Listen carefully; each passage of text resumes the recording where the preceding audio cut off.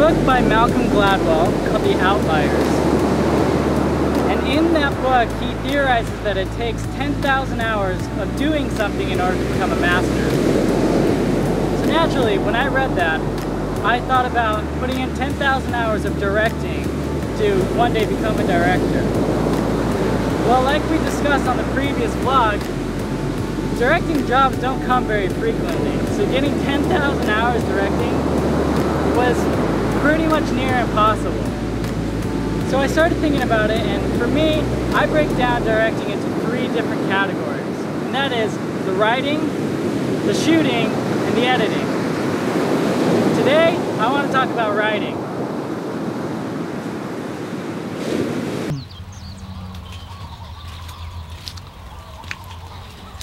So writing is the cheapest and most viable form of directing for me. If I have the patience and the diligence, I can really do it anywhere, which is why I love to write on the plane, because there's not really anything else for me to do. There's no Wi-Fi. Most of the time the movies I've already seen or I don't want to see them. So there's nothing really but me and the laptop. So I've been writing things for most of my life, but they've always been kind of small, like 5 to 10 pages, versus a feature which is like 90 pages. So transitioning into trying to write features was kind of difficult for me. But my breakthrough really came from when I started reading and studying a lot more. See, after film school, I didn't really have a source for that, and so I just started buying books on Amazon on screenwriting and just started reading them. And there are 2 things that really stuck out to me out of all of the things that I've read. And the first was not a book, but it was on the internet called Pixar's 22 Rules of Storytelling. And it's just fantastic.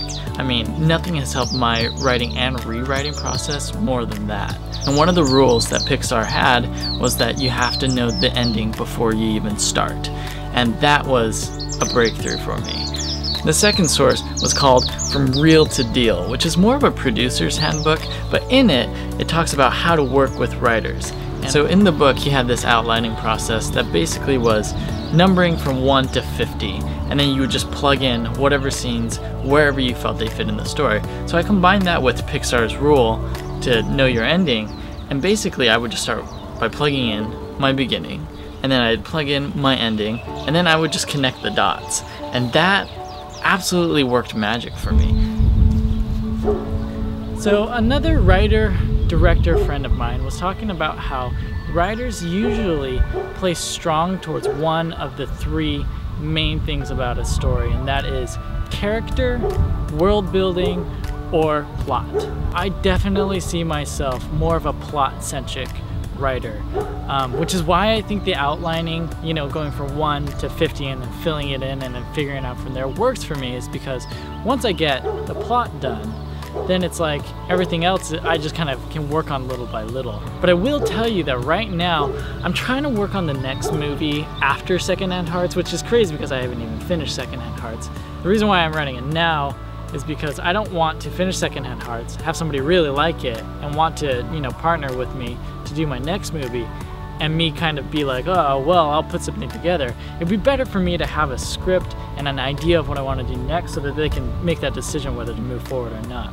So anyways, I'm working on this next script, and I'm having a really hard time with plot. It also happens to be a time travel movie, which obviously the plot gets a little bit trickier from there, but it's really interesting because even though I feel like plot is my strongest suit, this one's really kicking my butt. And more often than not, I find that movies, or at least stories, that don't just kind of flow out of me, don't end up ever happening. I was actually working on a different screenplay when I wrote Secondhand Hearts, but it just was not working. I just couldn't really get a hold of it. And then Secondhand Hearts kind of just spilled out on the page, which kind of makes me worry that even though I really like this time travel movie, maybe it's not going to work out. We'll see. So going back to the 10,000 hours of directing, it's pretty daunting, to be completely honest with you, but that's the goal. And the thing is whether you start now or you start later, that 10,000 hours until you become a master at your craft is not going down. So my original idea was to split that 10,000 hours between writing, shooting, and editing, and somehow that would make me a better director. And I still think that's true, but I don't think it's a clean 1/3, 1/3, 1/3. I think instead it's 10,000 hours of writing, 10,000 hours of shooting, and 10,000 hours of editing. But the thing is I still think that 10,000 hours of writing and 10,000 hours of shooting and 10,000 hours of editing is a little bit more feasible than just 10,000 hours of straight directing. I can already say that the amount that I've spent in front of my computer just writing and writing has absolutely helped my directing. Specifically with Secondhand Hearts, which is my first feature that I've directed. Because I know that script forwards and backwards, I was able to absolutely nail down what I wanted. So whether you're a writer or not, that 10,000 hours to becoming a master of your craft is not going away. For me, I've spent about 4 hours shooting this vlog, so, 9,996 more hours to go. Now I'm off to edit.